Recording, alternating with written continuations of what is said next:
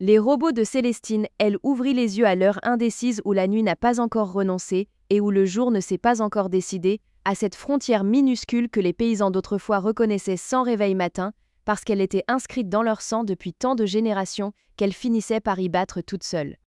La chambre était froide. Elle tira l'édredon contre son épaule, retint un instant le souffle, puis céda à ce qui depuis toujours, dans cette maison, valait pour ordre. Sous ses pieds nus, le plancher de Mélès grogna, un grognement de bête à peine, deux notes graves qui descendaient l'escalier mieux qu'elle ne savait elle-même le faire. Elle s'arrêta sur la 3e marche. Plus haut, derrière la porte de la chambre des parents, son père toussa, une seule fois, sans se réveiller. Elle attendit. Le silence revint. Elle continua. Dans la cuisine, l'horloge à balancier marquait 5h20. La vieille faïence du buffet luisait faiblement à la lueur du fanal qu'on laissait brancher toute la nuit, depuis des années, en souvenir d'un hiver où la grand-mère, descendue trop tôt, s'était cogné le front contre le coin du vaisselier. Les morts laissent dans les maisons paysannes des consignes que les vivants suivent, sans plus savoir d'où elles viennent. Elle alluma la cafetière, un percolateur italien que son père tolérait à la condition qu'on le rangeât toujours à la même place, et prit dans le placard la tasse à fleurs bleues qui depuis ses 10 ans lui était attribuée. Elle attendit que le café passe. Par la fenêtre, elle voyait la cour, encore noire, et plus loin, derrière la haie, le commencement d'une pâleur. Elle pensa que le jour, ce jour-là, mettrait peut-être plus de temps que d'habitude à se lever, comme s'il hésitait sur le seuil, comme si la lumière elle-même savait que quelque chose allait basculer dans la cour des Bressans. Le café passa. L'odeur monta, dense, presque liquide. Elle but une première gorgée, debout, sans s'asseoir, tournée vers la vitre. Sur le rebord, le givre dessinait des mousses blanches qu'on aurait pu prendre pour de l'écriture. Octobre, déjà. Le mois où la terre se rend, où les feuilles roussissent comme un cuivre qu'on aurait laissé trop longtemps au feu, où les matins viennent en retard et s'en vont trop vite. Elle pensa à son enfance. Elle pensa qu'elle avait 6 ans, peut-être 7, le matin où son père l'avait fait monter pour la première fois sur le marchepied du tracteur. Un Massey Ferguson rouge, bruyant comme un orage en cage, et qu'elle avait ri, par surprise et par peur, quand l'engin s'était mis en branle. Étienne ne disait rien, à l'époque déjà, mais sa main posée sur l'épaule de l'enfant valait tout ce que d'autres pères auraient mis dans des phrases. Cette main-là, elle la reconnaissait encore quand elle la voyait sur le volant, les jointures un peu plus blanches qu'autrefois, mais le geste exact. Elle reposa la tasse. Dehors, du côté de l'étable, la chienne vouivre, une griffon vendéen de 8 ans, héritée d'un cousin de Saint-Marcellin qui s'en était séparé, parce qu'il ne supportait plus la chasse, gémit doucement, comme elle faisait toujours quand elle reconnaissait un pas humain à travers les murs. Célestine sourit sans s'en apercevoir. Elle alla jusqu'au vestibule, enfila sa parka, mit ses bottes, celles de cuir, qu'elle préférait aux bottes en caoutchouc parce qu'elle tenait la cheville et que la boue séchée y dessinait, après les saisons, une cartographie qu'elle eût pu lire les yeux fermés, et sortit. Le froid la prit au poignet. La cour, devant elle, était une étendue grise où les pavés s'entresavaient encore à peine. Elle traversa jusqu'au hangar. Vouivre vint la rejoindre, le museau bas, la queue battant à un rythme connu d'elle seule. Elle s'accroupit, lui caressa la tête entre les oreilles, une laine humide, presque chaude, et resta ainsi un moment, immobile, sans pensée précise, dans cet état particulier où l'on consent à ne plus tout à fait penser parce que le corps, lui, sait ce qu'il fait là. Elle redressa la tête. Au-dessus de la grange, une bande de ciel commençait à virer au laiteux. Là-bas, vers le sud-est, on devinait, plus qu'on ne voyait encore, la ligne sombre des Alpes, toute la chaîne, d'Alvar jusqu'à la Chartreuse, posée comme une signature ancienne au fond du paysage. C'était cette ligne-là qui, jadis, avait empêché ses ancêtres de partir.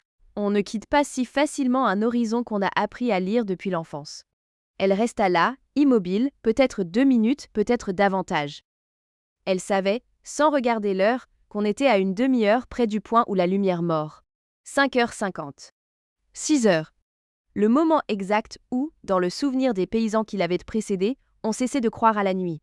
Elle tourna la tête vers la cour. Tout y était à sa place, comme la veille, comme dans 10 000 veilles d'octobre depuis qu'on tenait des registres. Et pourtant, dans 4 heures, ce ne serait plus la même cour.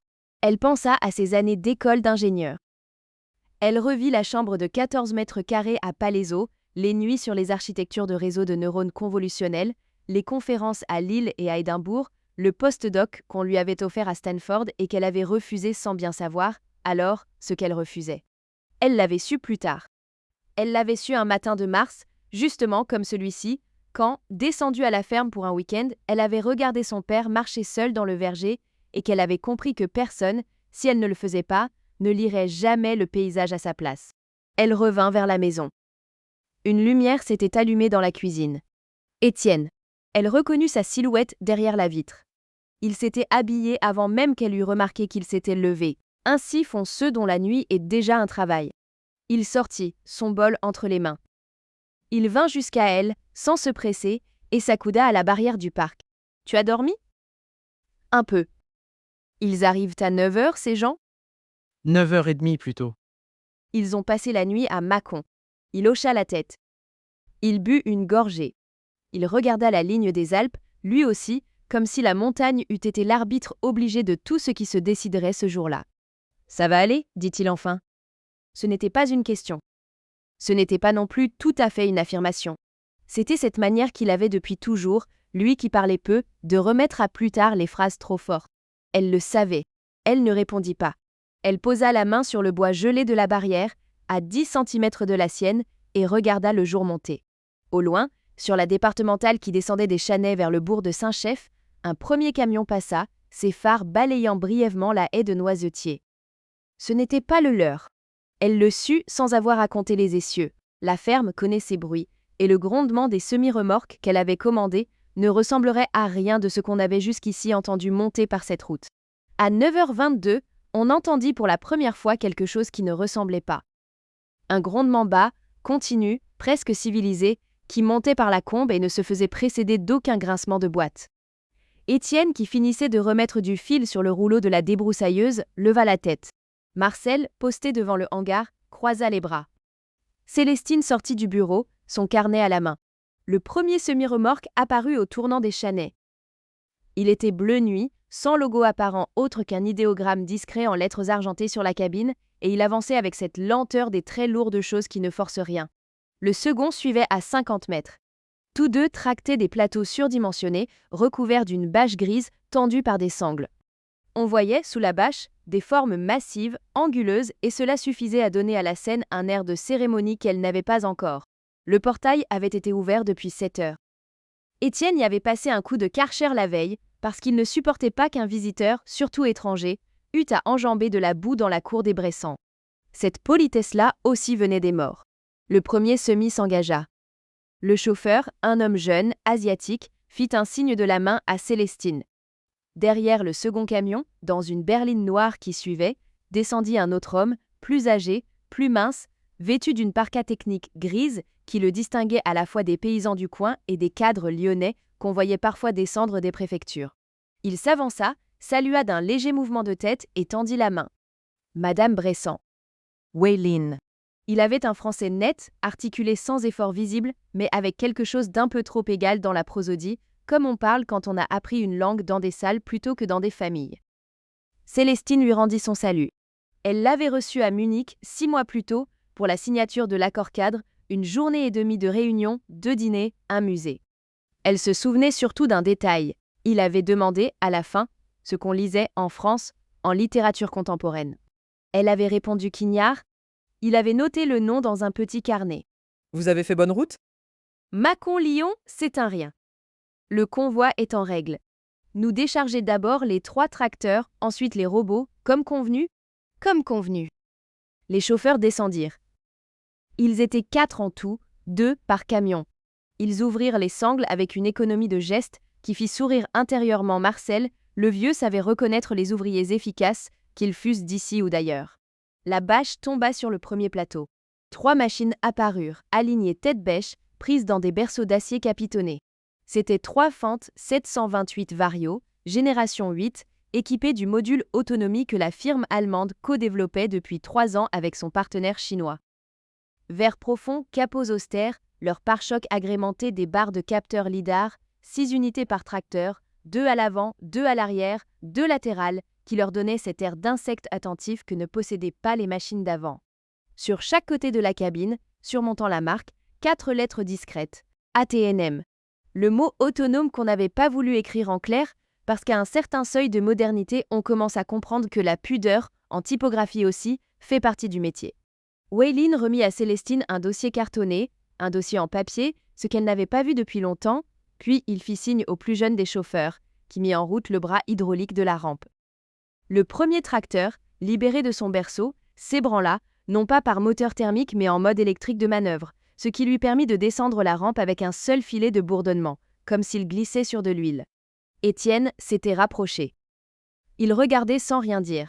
Célestine vit, de profil, la mâchoire de son père et reconnut à un certain serrage des muscles ce qu'elle avait vu, il y avait des années, le matin où le vétérinaire avait dû abattre la vache primée, dans le pré du bas. Non pas du chagrin, non pas de la colère, cette gravité de l'homme qui assiste à un événement dont il sait qu'il ne reviendra pas. Le premier Fent s'arrêta dans la cour, à l'endroit qu'on lui avait préparé, sous le hangar ouvert. Le second descendit. Le troisième suivit. En 22 minutes, les 3 tracteurs étaient sur le pavé, alignés, silencieux, leurs voyants verts respirant à intervalles lents. Marcel s'était rapproché lui aussi. Il fit le tour du premier, lentement, les mains derrière le dos. Il s'arrêta à hauteur du capteur arrière, l'observa comme on observerait un œil au fond d'une jatte, et passa son doigt, un seul, sur le verre. Puis il recula d'un pas. Puis il dit, à mi-voix, sans s'adresser à personne. « Belle bête !» Célestine entendit. Elle entendit ce que le mot voulait dire, et ce qu'il ne voulait pas dire. Elle ne répondit pas. Elle nota, dans son carnet, l'heure exacte à laquelle le 3e tracteur avait achevé sa descente. 9h53. C'était le genre d'information qu'on regrette toujours, plus tard de n'avoir pas conservé. Waylin lui fit signer un bordereau, lui présenta 2 techniciens. Lucas, un Allemand basé à Marktoberdorf, et Chen Yu, qui parlait peu mais souriait beaucoup, et indiqua que les robots seraient déchargés dans la foulée, sur le côté de la grange, où l'on disposait d'une surface bétonnée plus grande. Étienne, sans qu'on le lui demandât, commença à reculer les piquets qu'on avait dressés la veille.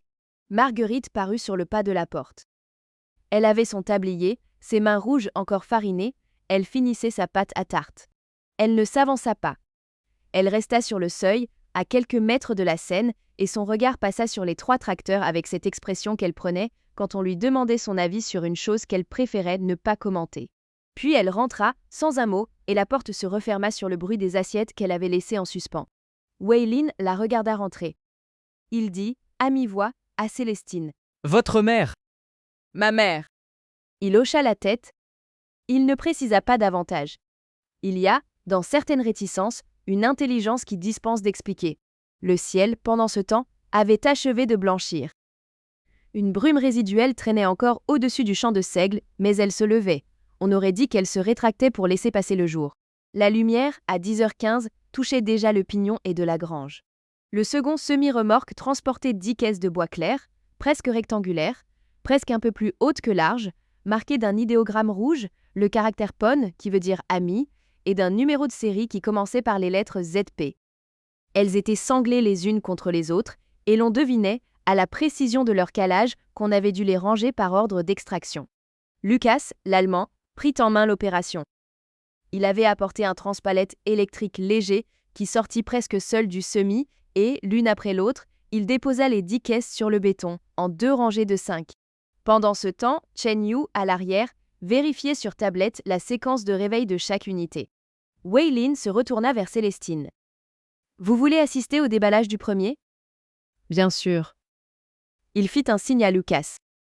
Lucas saisit, à l'aide d'un petit outil pneumatique, les 6 attaches du caisson numéro 1 et libéra le couvercle. À l'intérieur, dans une mousse grise dense, une silhouette était couchée, repliée, bras le long du corps, jambes légèrement fléchies, visage d'apparence neutre tourné vers le ciel. C'était grand, mais pas démesuré. 1,75 m peut-être, à vue d'œil. La carrosserie, on hésitait à appeler cela ainsi, on hésitait aussi à dire la peau, avait la couleur d'un sable mouillé, mat, sans reflet. Les articulations étaient marquées par des anneaux d'un gris plus sombre. Les mains comptaient 5 doigts, légèrement plus courts que des doigts humains, terminés non par des ongles mais par des coussinets de polymère noir conçus pour fournir de la friction sans rayer. Le visage était simplifié. 2 capteurs ronds, légèrement renfoncés, qui ne cherchaient pas à imiter des yeux, et une plaque inférieure plus claire, sans bouche, où s'inscrivait à intervalles le sigle PON. Elle savait, pour avoir lu 2 ans plus tôt les cahiers de spécifications confidentielles qu'on lui avait remis à Munich, que cette machine-là n'était plus tout à fait de la famille de celles qui avaient été ses premières amies dans les laboratoires de Polytechnique. Le seau tenait moins à la mécanique, les actuateurs harmoniques, les capteurs, la fluidité des articulations, tout cela existait depuis 5 ou 6 ans, qu'à l'architecture cognitive. Un assemblage hybride de modèles symboliques et de réseaux d'intuition appris sur d'immenses corpus, dont le comportement, à mesure qu'on accumulait les heures de fonctionnement, ressemblait moins à de l'exécution qu'à une espèce d'apprentissage. Les ingénieurs de Mark Toberdorf, qui pourtant n'aimaient pas les images, parlaient désormais d'un seuil. Personne, dans les rapports internes, n'osait plus écrire que ces machines exécutaient. On disait qu'elles agissaient. La nuance n'était pas pédante. Elles commandaient, en aval, des protocoles entiers, d'activation, de surveillance et, comme Célestine allait le mesurer ce soir-là, de ce qu'on appelait, faute de mieux, leur repos. Étienne, debout à 2 mètres, regardait. En lui montait, sans qu'il l'eût appelé, le souvenir d'un autre matin d'une autre cour. Un matin de juin 1968. Il avait 7 ans. Son père, qui s'appelait Auguste, avait acheté pour la première fois un tracteur, un Massey Ferguson 35X, 50 chevaux, peint de ce rouge cramoisi des Massey de l'époque, une couleur de fer blanc. Le livreur s'appelait Marius. Il était venu de Bourgoin avec une remorque mal sanglée et il avait ouvert une bouteille de Saint-Joseph dans la cuisine pour fêter ça. Auguste, lui, n'avait pas bu. Il avait passé l'après-midi à tourner autour du tracteur, sans monter dessus. Son fils, lui, avait grimpé tout de suite et c'était par la voix du gamin que la machine était entrée dans la maison. Étienne regardait le robot couché dans sa caisse et il pensait, sans que la pensée fût claire, que son père, devant ça, n'aurait pas mis longtemps à dire quelque chose. Auguste aurait dit, par exemple, « Ça travaille la nuit ?» et Waylin aurait répondu « Oui ». Et Auguste aurait dit alors « Bon. » Ça remplace pas le café du matin, et il serait rentré. Étienne sourit intérieurement. Il pensa qu'on hérite des phrases comme on hérite des outils, et que celle d'Auguste, encore aujourd'hui, ne lui faisait pas défaut. Lucas, accroupi près du caisson, avait branché un câble dans une trappe située à l'arrière du cou du robot, la trappe de premier réveil qu'on n'utilisait qu'une seule fois dans la vie de la machine, pour la liaison initiale au serveur. Une diode bleue clignota au creux de la nuque, puis s'éteignit, puis se ralluma fixe. Activation cognitive en cours, dit Chen Yu, en français, sur sa tablette. Le robot ne bougea pas pendant 30 secondes. Puis ses mains d'abord prirent vie. Doigts qui se replièrent l'un après l'autre, comme on s'éveille d'un long sommeil et qu'on vérifie qu'on a encore tout son corps. Puis les pieds. Puis les épaules. Puis enfin, dans un mouvement qui n'avait rien d'humain, mais qui le rappelait par juste assez de signes pour donner le frisson, l'unité se redressa. Elle se mit debout dans son caisson. Elle resta là un instant, légèrement inclinée, capteur balayant la cour de gauche à droite, puis se stabilisa face à Célestine. Elle n'avança pas. Elle attendit qu'on lui dît. Marcel, qui n'avait rien dit depuis belle bête, recula d'un demi-pas. Il y eut, à ce moment, un silence dans la cour. Pas un silence absolu, la chienne grognait au loin, un coq lança son cri comme une protestation, le vent fit gémir une plaque de tôle sur le toit du fenil, 2 chats du grenier descendirent par la lucarne et s'assirent côte à côte sur le rebord de l'abreuvoir. Mais c'était un silence des humains. Un silence où chacun savait qu'il assistait à quelque chose dont il ne saurait pas, ce soir, à table, comment il en parlerait, ni comment il en parlerait, 10 ans plus tard, à un petit-fils. Waylin se tourna vers Célestine et fit un signe. « C'est à vous. » Elle s'approcha. Elle avait préparé la phrase. Pendant le voyage à Munich, les nuits suivantes, elle l'avait pesée. Elle avait demandé à Waylin, au téléphone, quelle structure linguistique le système attendait pour les premières instructions. Il avait répondu « 3 mots en français, voix calme à 1 mètre de distance ». Elle se plaça à 1 mètre. Elle dit « Bonjour ». Repos. Position. Le robot inclina la tête de quelques degrés, un mouvement qu'on aurait juré penser pour qu'elle pût justement le reconnaître comme un acquiescement, puis sortit du caisson, fit 2 pas sur le béton et s'immobilisa, debout, main le long du corps. Marguerite, depuis la cuisine, regardait. Lucas et Chen Yu continuèrent. Caisson par caisson, ils libérèrent les 9 autres unités. À mesure qu'elles se redressaient, on les disposa en demi-cercle face au hangar. C'était une consigne du protocole, mais cela donnait aussi à la cour une géométrie nouvelle, presque sacrale, qu'aucun des Bressans n'avait jamais vue. À 11h53, les 10 robots étaient debout. Le ciel d'octobre passait au bleu pâle d'arrière-saison. Marguerite ouvrit la fenêtre de la cuisine et lança à travers la cour sa phrase modifiée pour la circonstance parce qu'elle savait, elle aussi, lire l'heure et la situation. Le repas, je le tiens au chaud. Vous mangerez à votre retour des champs. Personne ne répondit. Il n'y avait rien à répondre. Wei Lin sourit poliment. On se réorganisa. La parcelle de blé d'hiver à semer s'étendait à 900 mètres de la cour, en contrebas, sur le rebord des Trois Croix, un nom qu'on portait sans plus se rappeler qu'il datait d'une procession du XVIIIe siècle. Étienne approuva d'un signe que l'on partit tout de suite. Marcel, qui avait fini de remplacer le filtre du compresseur, demanda s'il devait venir. Étienne hésita une demi-seconde. Ce fut Célestine qui répondit. « Tu viens, Marcel. »« Tu viens ? Oui. » Elle l'avait dit calmement, sans appuyer, mais elle savait qu'elle venait de prononcer la phrase la plus difficile du début de la matinée. Marcel hocha la tête. Il monta dans le pick-up avec eux. On démarra le premier fente en mode escorté. C'est-à-dire que la machine se conduisait toute seule, mais sous la surveillance d'un opérateur, Lucas en l'occurrence, qui marchait à côté, tablette en main, prêt à coucher le système au moindre comportement anormal. 3 robots suivaient à pied, des marches un peu raides, presque une marche militaire douce, et fermaient le cortège à distance d'1,50 m les uns des autres.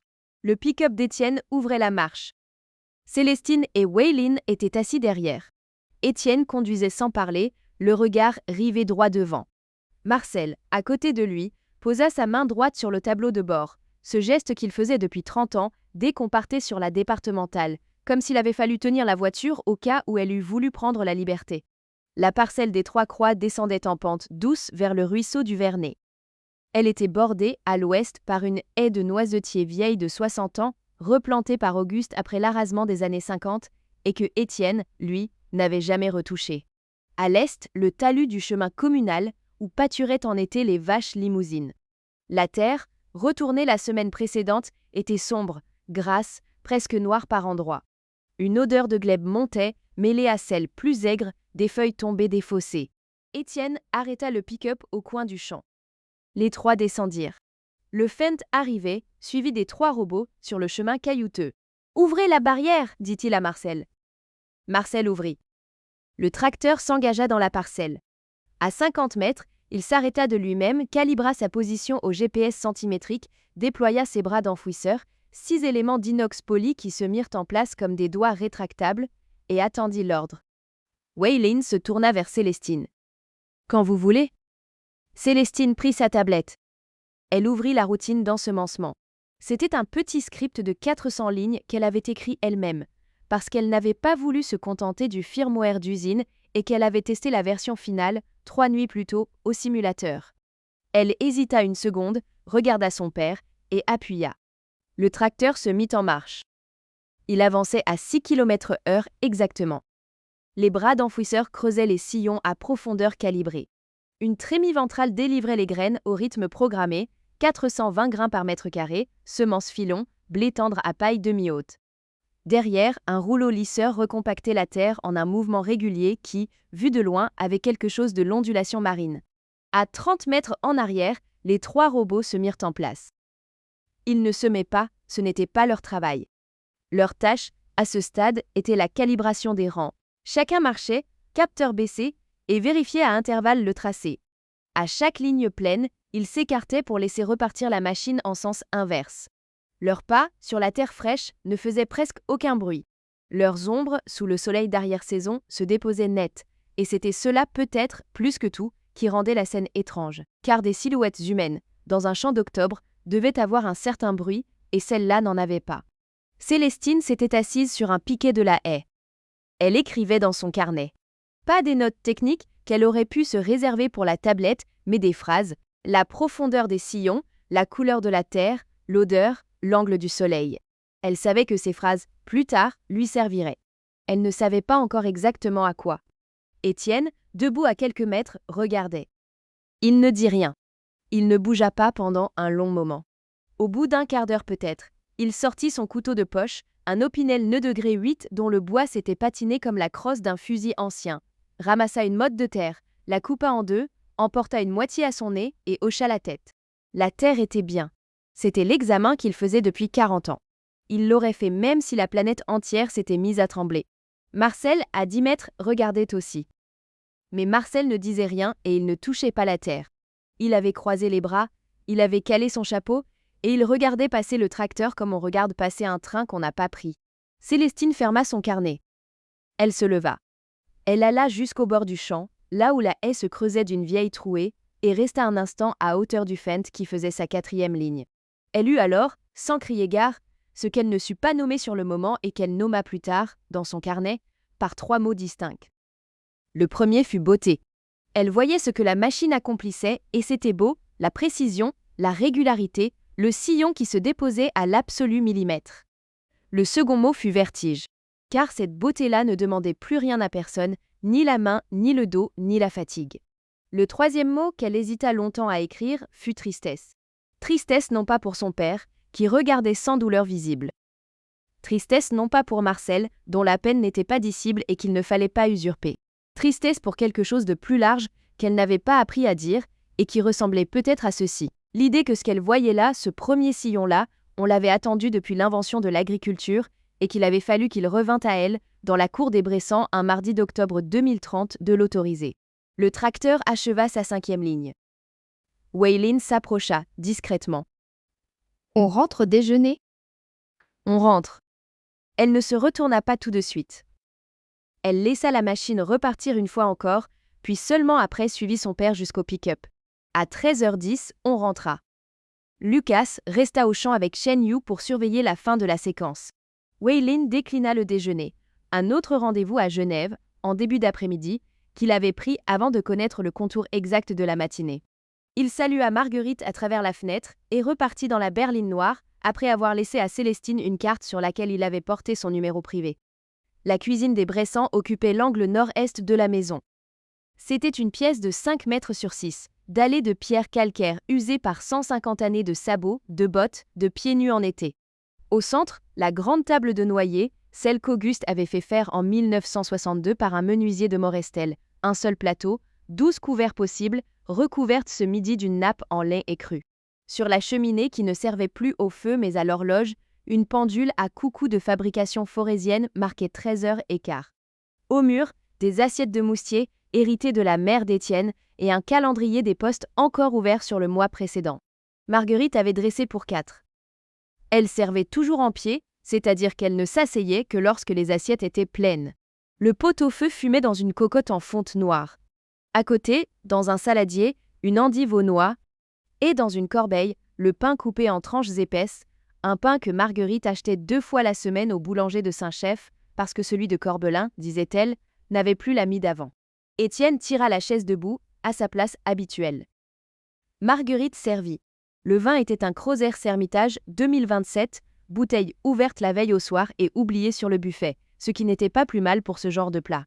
Étienne se servit, puis il versa un trait d'eau dans son verre, par habitude médicale autant que paysanne. Marcel, lui, prit le vin pur. Célestine s'en tint à un demi-verre. Pendant 2 ou 3 minutes, on mangea sans parler. C'était la manière. On laissait passer la première assiette. Le bouillon était brûlant, la viande effilée comme il fallait, le poireau fondu sans être défait. Marguerite jeta 2 ou 3 regards à la chienne, qui s'était couchée sous la table, à l'endroit traditionnel. Ce fut Étienne qui rompit le silence. Combien, en tout ? Il n'avait pas levé les yeux de son assiette. Il avait posé la question comme on pose un outil qu'on a oublié de ranger, sans hâte, mais avec la conscience qu'il était temps. Célestine avala son bouillon.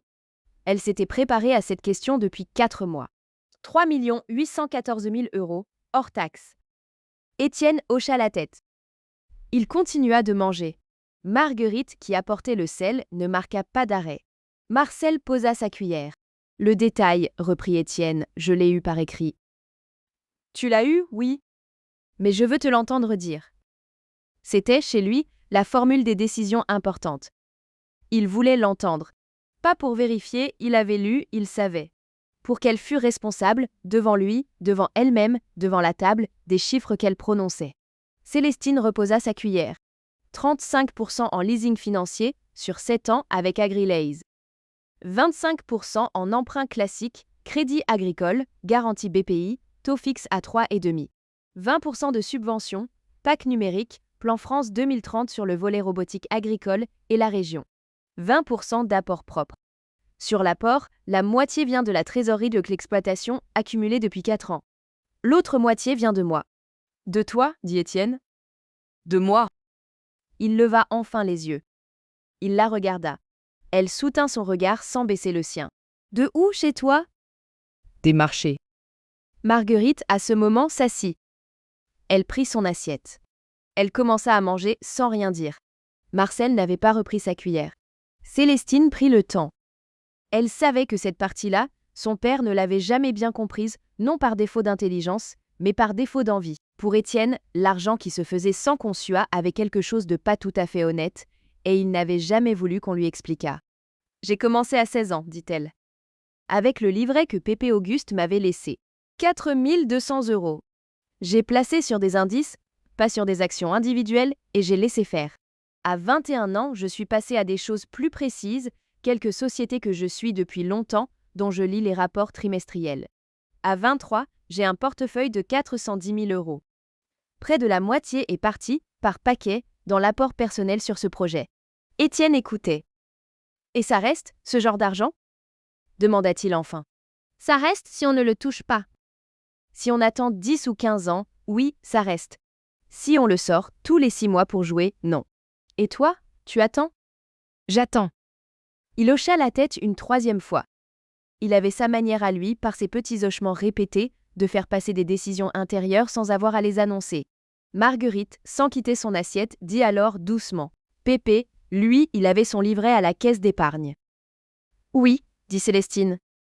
Il avait son livret. Et il a payé son tracteur avec, en 1968. Étienne sourit. C'était la première fois de la matinée. Il prit son verre, le porta à mi-hauteur, comme s'il allait porter un toast, mais il ne dit rien et le reposa. Il mangea encore. Puis il dit, sans regarder Marcel, « Et lui ?» Marcel comprit. Il ne leva pas la tête. Il continua de couper son pain en petits morceaux, comme il faisait depuis qu'il avait perdu 2 molaires, l'année où Yvette était partie à Roanne. Célestine, elle, le regarda. Et c'est à cet instant-là, exactement, qu'eut lieu le regard. Marcel leva les yeux vers elle. Il la regarda un instant, sans expression marquée, sans reproche, sans tendresse particulière non plus, un regard de paysan vieilli qui sait qu'on va parler de lui et qui préfère l'entendre une bonne fois. Elle soutint le regard. Elle ne dit rien d'abord. Elle voulait que ce silence-là, qui était entre elle et lui, comptât. Puis elle se tourna vers son père. « Marcel reste, dit-elle. Pas comme avant. Mais il reste, tant que lui le voudra. La paix ne change pas. L'horaire allège. On fait les bêtes ensemble, on fait l'entretien des haies ensemble, on fait les vergers ensemble. Le reste, les robots le prennent. » Étienne hocha la tête. Marcel reprit sa cuillère. « Ça me va, » dit-il à mi-voix. C'étaient les premiers mots qu'il prononçait à table depuis le début du repas. Personne ne demanda de précision. Étienne reprit du pot-au-feu. Marguerite servit les fromages. Saint-Marcellin, Tom du Vercors, un comté d'estive à un peu plus de 2 ans. Étienne se coupa une tranche de chacun, comme à l'ordinaire. Et dans 10 ans, dit-il, on fait quoi? C'était la question qu'il n'avait jamais posée. Pas en ces termes-là. Pas frontalement. Célestine sentit en elle quelque chose de chaud, pas la fierté, pas exactement, mais un mélange de gravité et d'estime pour ce vieux paysan modeste qui lui faisait à elle, à sa fille, l'aveu silencieux qu'il ne savait plus et qu'il acceptait de ne pas savoir. Dans 10 ans, dit-elle, la ferme sera plus petite en main-d'œuvre et plus grande en surface. On aura repris, je pense, les 22 hectares de la parcelle Genin. La technique aura encore évolué, je ne sais pas dans quel sens. Les robots qu'on a aujourd'hui seront périmés. On les vendra à perte. Mais l'exploitation tiendra. Elle tiendra parce que je ne la ferai pas tenir avec elle seule. Étienne attendit la suite. Je travaille à côté, reprit-elle. Pas seulement à la ferme. Je produis des contenus numériques, des vidéos, des publications, des analyses qui me rapportent. Je conçois des systèmes d'automatisation pour des entreprises industrielles à Lyon, à Grenoble, parfois à Stuttgart. J'ai 3 clients récurrents. Et il y a ce que je gagne sur les marchés. Tout cela ensemble fait que la ferme n'a pas à porter ses propres risques toute seule. C'est comme ça, je crois, que ça tiendra. Étienne hocha la tête une dernière fois. Il prit son couteau. Il coupa son fromage. Mon père, dit-il alors, n'aurait pas compris ça. Mais il aurait peut-être laissé faire si on avait su le lui dire à sa manière. Marguerite, à mi-voix. Ton père n'écoutait personne. Ma mère, oui, dit Étienne. Ma mère écoutait. Elle a poussé pour le tracteur en 68. Pépé Auguste résistait. Il ne voulait pas, il disait « On a tenu 100, on tiendra 100 ». Et un soir, à table, ma mère a posé son couteau et elle a dit « Auguste, on tiendra pas ». Ce n'est pas le tracteur qui a fait basculer. C'est cette phrase-là. Il y eut un silence. Marguerite, qui n'aimait pas qu'on lui rappelât les phrases des belles-mères, se leva pour aller chercher la tarte. Le café passa. Le repas s'acheva sans drame. À 15h moins le quart, Étienne se leva. « On y retourne, dit-il. » Ils retournèrent au champ. Le tracteur en était à sa 9e ligne. Lucas et Chen Yu se relayaient, l'un sur la tablette, l'autre à pied, derrière les robots. La consigne de la matinée tenait. On laissait la machine faire, on intervenait si elle hésitait. Elle n'avait pas hésité. Célestine s'écarta. Elle remonta seule la côte qui menait au talus du chemin communal, là où, en été, les vaches venaient s'abriter sous les frênes. Elle s'assit sur un piquet de châtaignier qui faisait office de banc depuis 30 ans, sortit son carnet et regarda la parcelle d'en haut. D'ici, l'ensemble se voyait. À gauche, le pick-up d'Étienne. À droite, la haie de noisetiers. Au milieu, le Fendt qui poursuivait son aller-retour, ponctuel comme un balancier. Et derrière, à distance régulière, les 3 silhouettes claires des robots qui suivaient. Étienne marchait à côté d'eux, plus lent, main derrière le dos. Marcel, plus loin encore, avait pris le râteau et regroupait les fans de courge laissés au bout du champ, comme il faisait chaque automne, parce qu'il y a des gestes qu'on ne demande pas aux machines, et parce qu'il y a des hommes qui ont besoin de garder leurs gestes à eux. La lumière, à cette heure, avait commencé de basculer. Le soleil d'octobre, déjà bas, frappait la parcelle en oblique. Les sillons fraîchement tracés prenaient un brin cuivré qui montait vers l'or aux crêtes. Le contre-jour soulignait chaque pli de la terre. On voyait, par éclat, briller la lame d'un cep dans la lumière, un grain de quartz dans la motte, un fil d'humidité dans le creux d'un sillon. Célestine ouvrit le carnet à une page neuve. Elle écrivit en haut au crayon de papier. 21 octobre 2030, 3 croix, 17 heures. Puis elle laissa le crayon en suspens. Elle regardait. Elle ne notait pas encore. Elle cherchait à comprendre ce qu'elle voyait. Au-dessus du champ, à mi-hauteur d'un peuplier, un vol d'étourneaux passa. Ils étaient peut-être 200, peut-être 300. À l'aveugle, on n'ose jamais dire un nombre exact, et ils décrivirent au-dessus de la parcelle une de ces figures que les ornithologues appellent murmuration. Une masse sombre qui s'étirait, se contractait, se déposait un instant et repartait, sans qu'on devinât ni le chef ni le signal. Célestine les regarda jusqu'à ce qu'ils eussent disparu derrière le bois de crépolier. Puis elle revint à la terre. Le Fendt achevait sa 11e ligne.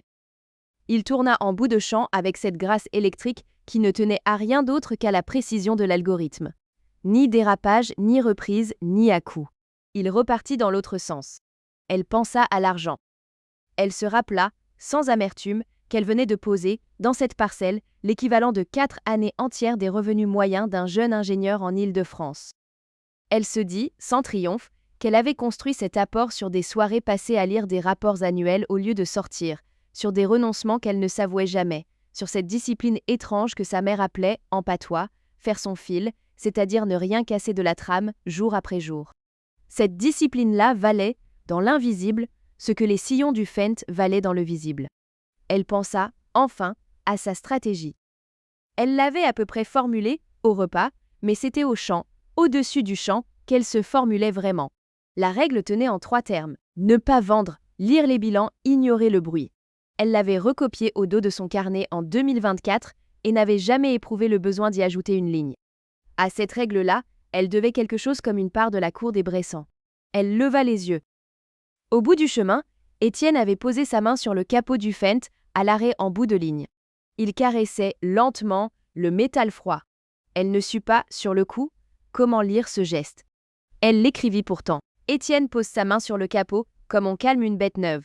Plus tard, à la lecture, elle penserait que ce mot « bête » rendait justice à l'événement mieux qu'aucun autre. Le ciel, à 17h20, descendait au mauve. Une première fraîcheur monta du ruisseau. Loin, vers le hameau de la Bessette, une cheminée fumait, la fumée bleutée du bois encore vert, qui peinait à monter et faisait au-dessus du toit, comme un fanion mou. Plus loin encore, sur la départementale, des phares passèrent, glissèrent, disparurent. Le bruit de la vie communale, ce soir-là, portait jusqu'au talus avec une netteté inhabituelle. Célestine pensa à ce qu'on lui avait dit, à Stanford, 6 ans plus tôt. Le directeur du laboratoire, un Coréen qui s'appelait Park, lui avait demandé pourquoi elle voulait rentrer en France. Elle avait répondu « Parce qu'il y a là-bas une parcelle dont je sais le nom ». Park avait ri, avec gentillesse, comme on rit d'une jeunesse encore romantique. Elle ne lui en avait pas voulu. Elle s'était simplement dit ce jour-là qu'on ne savait pas, à Palo Alto, ce que cela voulait dire de connaître une parcelle par son nom. Aujourd'hui, sur la parcelle des Trois Croix, elle entendait Park rire. Elle souriait. Le rire, à 6 ans de distance, avait perdu de son ironie. Il en restait un son rond, un peu mélancolique, qui ressemblait à une amitié qu'on aurait oublié d'entretenir. Le tracteur s'arrêta. 14 lignes étaient faites. Il en restait 3. Lucas vint à la rencontre de Célestine, en bas du talus. « On rentre la machine au hangar ou on finit ?» Elle hésita. Elle regarda la lumière. Elle savait qu'à 17h50, on ne verrait plus assez pour assurer la calibration des robots. La luminosité tombait vite en cette saison, et les capteurs perdaient en précision dès que le contraste descendait sous un certain seuil. Mais elle voulait que les 17 lignes fussent faites ce jour-là. Elle voulait que la parcelle fût close avant la nuit. Elle voulait, sans bien savoir pourquoi, que la première journée n'attendît pas la seconde. « On finit, dit-elle. Marche pour les éclairages auxiliaires. » Lucas hocha la tête et repartit vers le tracteur. Étienne remonta vers elle. Il s'assit sur le piquet voisin. Il ne dit rien d'abord. Il regardait, comme elle, le champ. Au bout d'un long moment, il dit « C'est beau !» Il l'avait dit simplement, presque malgré lui, comme s'il avait lâché malgré sa retenue un mot qu'il avait gardé toute la journée. Célestine ne répondit pas tout de suite. Elle voulait que la phrase tint, seule, dans l'air de fin d'après-midi. « Oui, dit-elle enfin. C'est beau. » Le Fent repartit. Ses phares avant, 4 LED blanches, s'allumèrent automatiquement quand le seuil de luminosité passa sous la valeur consigne. Les robots, eux, n'avaient pas besoin d'éclairage. Ils voyaient autrement. À 18h10, la 17e ligne fut achevée. La machine s'arrêta de son propre chef au bout de la parcelle, bras d'enfouisseur relevés, voyant bleu apaisé. Le silence retomba sur le champ. Étienne se leva. Marcel rangea le râteau. Lucas et Chen Yu replièrent leurs tablettes. Dans la lumière qui n'en était plus tout à fait une, Célestine ferma son carnet. On rentra. Le pick-up remontait par la route communale. La nuit tombait derrière la haie. Étienne conduisait sans phare encore, tant que la pénombre le permettait. Marcel avait fermé les yeux. Il dormait à demi, tête contre la vitre. Sur la banquette arrière, Célestine tenait sur ses genoux son carnet et sa tablette éteinte. À la ferme, Lucas et Chen Yu remisèrent le tracteur sous le hangar nord. Ils éteignirent les voyants un à la séquence prévue. 4 lumières vertes qui passèrent au jaune, puis au rouge, puis au noir. Le Fent s'éteignit sans plainte.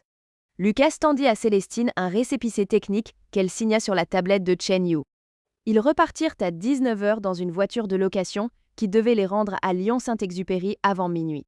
Marguerite avait mis la table, plus simplement qu'à midi. Reste du pot-au-feu, un peu de fromage, du pain.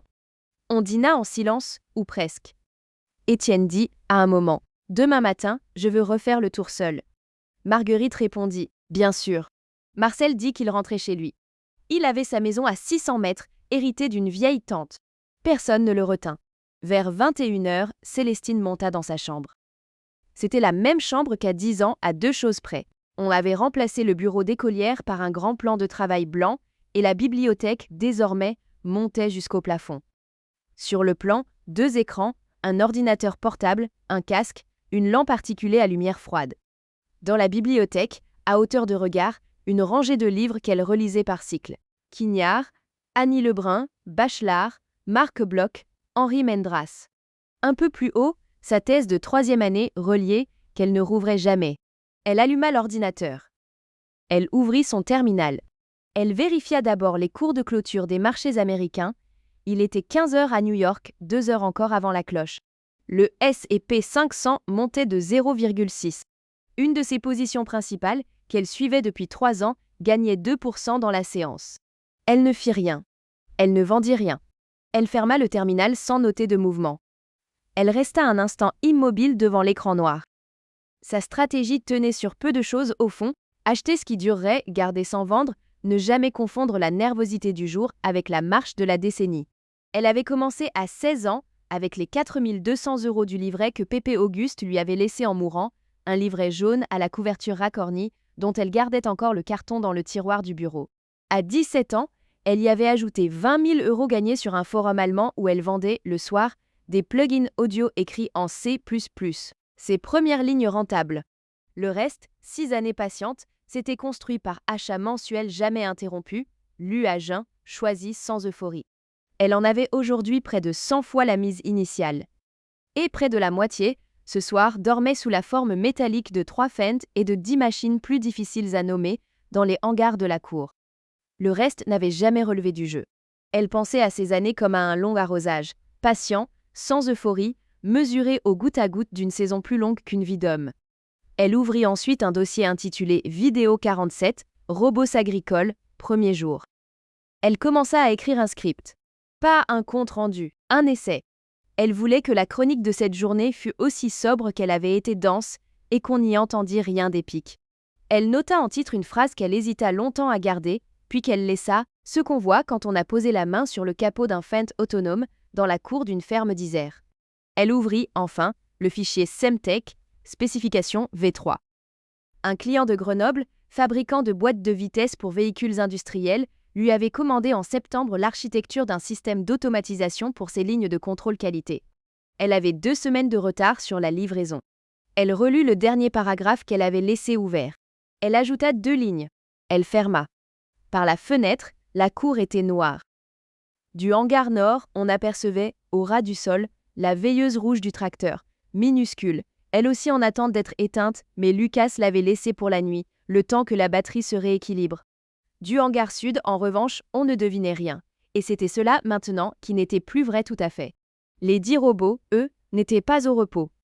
C'était l'un des paragraphes du contrat dont Célestine avait pesé chaque virgule à Munich, et qu'elle avait fini par signer parce qu'elle savait, pour l'avoir vérifié sur 3 sites pilotes en Souabe et dans le Jiangsu, qu'à ce stade des architectures, il n'y avait plus de manière de séparer proprement la phase de travail de la phase 5 sans apprentissage. La machine, si on lui interdisait de regarder hors des heures, perdait en compétence ce qu'elle gagnait en discipline. Wei Lin, depuis Genève, en signant la fin de la journée d'activation, n'avait éteint que les voyants, ces petites diodes de courtoisie posées à hauteur de nuque, conçues pour signaler aux humains que la machine se mettait en retrait, sans interrompre, à l'intérieur, le travail propre du système. Derrière la diode éteinte, le calcul continuait. À 22 heures, les 10 unités quittèrent le hangar sud, par groupe de 2 ou 3, et entreprirent ce que le manuel appelait, d'un terme prudent, leur ronde d'imprégnation. Elles ne couraient pas. Elles ne marchaient pas non plus tout à fait au rythme humain. Un peu plus lente, peut-être, comme on marche dans une maison qu'on ne connaît pas et que l'on respecte. Chacune avait un parcours, calculé sur la cartographie qu'on avait fournie dès Munich, mais ces parcours n'étaient ni rigides ni concurrents. À un croisement, 2 unités s'arrêtaient, échangeaient en silence, par radio courte portée, quelques bribes de données, et reprenaient sans se gêner. L'une d'elles, sortie par la porte, s'arrêta près de la stalle de la chienne Vouivre. Vouivre, allongée sur sa paille, dressa une oreille. Elle ne grogna pas. Elle renifla, à distance, sans se lever. Au bout de 3 minutes, elle reposa la tête sur ses pattes. Et le robot, satisfait, si le mot peut s'appliquer, nota quelque part, dans sa séquence du jour, que la chienne ne représentait pas une menace pour ses passages futurs. Marcel, à 600 mètres de là, dans la maison de la vieille tante, dormait depuis 20 minutes et ignorait que la chienne et la machine, dans la cour des Bressans, venaient de signer un pacte. Une autre était entrée par la porte de la cuisine, qu'on avait laissée ouverte parce qu'on n'avait jamais rien eu à craindre, dans cette ferme, des promenades nocturnes. Marguerite finissait d'éteindre le four, où elle avait laissé un peu de gras pour la cocotte du lendemain. Elle se retourna en l'entendant passer le seuil. Elle n'eut pas peur. Elle avait quitté la peur, comme la jeunesse, sans le décider, et il y avait longtemps qu'elle ne se laissait plus surprendre par grand-chose. Elle attendit. Le robot, à 1,50 m d'elle, demanda, d'une voix qui n'était pas tout à fait celle d'un homme, ni tout à fait celle d'une femme, mais une voix calibrée par les ingénieurs de Mark Toberdorf pour n'éveiller aucune défiance, comment on entretenait la fonte. Il ajouta, en français convenable, « Si je peux vous le demander ». Marguerite, qui ne s'attendait pas à ce qu'on l'interrogeât sur sa cocotte le soir même de leur arrivée, posa son torchon, regarda la machine bien en face, et finit par répondre, parce qu'on lui avait, à l'école communale, appris qu'on n'éconduisait pas les visiteurs, fussent-ils étranges. À l'eau chaude, dit-elle. Jamais au savon. Et il faut sécher tout de suite, sinon ça rouille. Je vous remercie, dit le robot. Je le note. Il sortit par où il était venu, sans hâte. Marguerite resta immobile au milieu de sa cuisine. Elle pensa, sans y penser tout à fait, que cette phrase « je le note » était la phrase la plus polie qu'elle eût entendue depuis longtemps. Elle ne savait pas si cela devait l'inquiéter ou la rassurer. Elle décida que ce n'était ni l'un ni l'autre et alla se coucher. Pendant ce temps, 2 unités étaient passées sous le fenil, où elles avaient mémorisé l'emplacement exact des ballots de paille. Une 3e s'était arrêtée près du verger, sous le grand pommier qu'Auguste avait planté en 1971 et que personne n'avait taillé proprement depuis sa mort, et avait passé 6 minutes à examiner, capteur baissé, calcul fin, la disposition des branches basses, comme si elle préparait, pour une saison à venir, la cueillette qu'on lui demanderait peut-être de faire. Une 4e, redescendue jusqu'au talus du chemin communal, observa un long moment le passage d'un blaireau, puis le laissa filer dans la haie. Elle aussi, sans doute, l'avait noté. Une 5e, et c'était celle-là que Célestine, depuis la fenêtre de sa chambre, vit passer, dans la cour, en contrebas, traversa la place pavée à pas mesurés, s'arrêta sous le grand fanal, leva les capteurs vers la façade de la maison, et resta ainsi peut-être 10 secondes, comme si elle saluait. Célestine, derrière le carreau, ne bougea pas. Elle savait que la machine la voyait. Elle savait surtout qu'elle savait qu'elle voyait. Elle laissa tomber le rideau, doucement, sans bruit, comme on referme une porte sur un visiteur qu'on n'a pas invité, mais qu'on n'a pas le cœur d'éconduire. Vers 1h du matin, sur un signal qu'aucun humain n'avait à donner, les 10 unités regagnèrent le hangar sud, l'une après l'autre, par la même porte, à intervalles d'environ 20 secondes. Elles se mirent debout contre le mur, dans la position que le manuel appelait position de consolidation, capteur orienté vers le bas, main le long du corps, légèrement écarté du flanc. Ce qui suivit pendant les 10 heures qui vinrent n'avait pas de nom satisfaisant en français. Les ingénieurs de Mark Toberdorf, faute de mieux, l'appelaient le sommeil. Non par anthropomorphisme, ils étaient trop allemands pour ce genre de relâchement, mais parce qu'à ce stade de complexité, aucun autre mot ne disait précisément ce qui se passait à l'intérieur de la machine. Pendant ces 10 heures, l'activité de surface, la marche, la voix, les capteurs externes s'éteignaient. Mais à l'intérieur, des processus que personne n'avait conçus par analogie et qui pourtant ressemblaient, sans qu'on l'eût voulu, à ceux qui s'opèrent dans le cerveau d'un dormeur, prenaient le relais. Les apprentissages de la journée, la chienne qui n'attaquait pas, la cocotte qui se lavait à l'eau claire, l'angle exact du grand pommier, le pas du blaireau dans la haie, le visage de la femme à la fenêtre, étaient consolidés, élagués, reclassés. Les séquences motrices inutiles étaient supprimées. Les généralisations utiles étaient renforcées. Au milieu de la nuit, dans une phase courte que les chercheurs allemands désignaient par les lettres PREM faute d'autres vocabulaires, les capteurs internes enregistraient des oscillations brèves et désordonnées dont nul n'était parvenu à dire avec certitude à quoi elles correspondaient. On disait, c'était une plaisanterie de laboratoire, à laquelle pourtant personne ne riait plus tout à fait, que les machines rêvaient.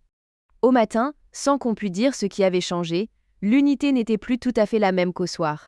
Les chercheurs de Mark Toberdorf et de Shenzhen avaient cessé, depuis 2 ans, d'employer des guillemets quand ils écrivaient le mot « sommeil » dans leurs publications. Et c'était précisément ce détail-là, la disparition silencieuse des guillemets dans la prose des journaux scientifiques, que Célestine avait retenu, à Munich, comme l'événement le plus considérable de la décennie. Elle savait, plus que d'autres, ce que cela voulait dire. Elle savait que la frontière entre le vivant et certaines machines, pas toutes, pas la moissonneuse, pas le tracteur, mais celle-là, debout sur 2 jambes, dotée d'une voix et d'une mémoire, devenait, mois après mois, une frontière qu'on ne saurait plus tracer à la craie. Elle savait que les premières générations de robots humanoïdes, 10 ans plus tôt, avaient trahi leur nature par 100 maladresses, et que celle-ci ne la trahissait plus que par une forme de courtoisie excessive, comme si la machine, pour ne pas inquiéter, s'était entendue à jouer à être un peu moins qu'elle n'était. Elle ne savait pas, en revanche, ce qu'il fallait faire de ce savoir. Elle l'écrirait, peut-être, dans une autre vidéo. Pas ce soir. En bas, Marguerite ferma le robinet de la cuisine. Étienne monta lentement l'escalier. La porte des parents se referma. La maison entra dans la nuit. Célestine resta sans bouger sur sa chaise. Au mur, l'horloge ronde héritée d'une grand-tante avançait à son cliquetis ténu.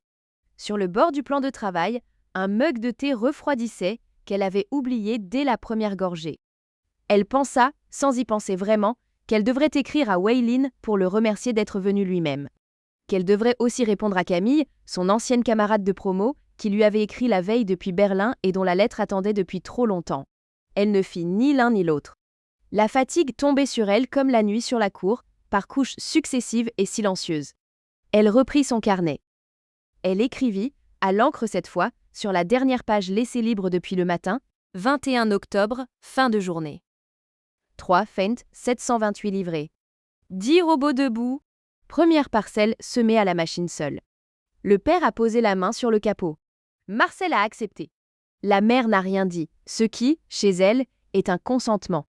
Une des unités s'est arrêtée sous le fanal et a regardé la maison. Pour le reste, on verra demain. Elle hésita à ajouter une ligne. Elle finit par la noter à mi-marge, plus petite, comme on note une chose qu'on n'est pas encore sûr de comprendre. Ne plus les appeler robots. Trouver le mot qui manque. Elle referma le carnet. Elle éteignit la lampe. Par la fenêtre ouverte de quelques centimètres, le froid de la nuit d'octobre entrait avec ses odeurs habituelles, la terre fraîchement retournée des trois croix, le bois mort des haies, et plus loin, plus bas, l'eau du Vernet qui coulait à son régime d'automne. Et avec lui entrait, sans qu'elle pût le distinguer du reste, le bruit minuscule, à peine audible, presque pris pour un froissement de feuilles, des dernières unités qui n'étaient pas encore rentrées au hangar et qui, entre deux haies, finissaient leur ronde. Célestine, allongée, écouta longtemps ce silence-là, qui n'était plus tout à fait celui de son enfance, et qui n'était pas encore celui de l'âge à venir.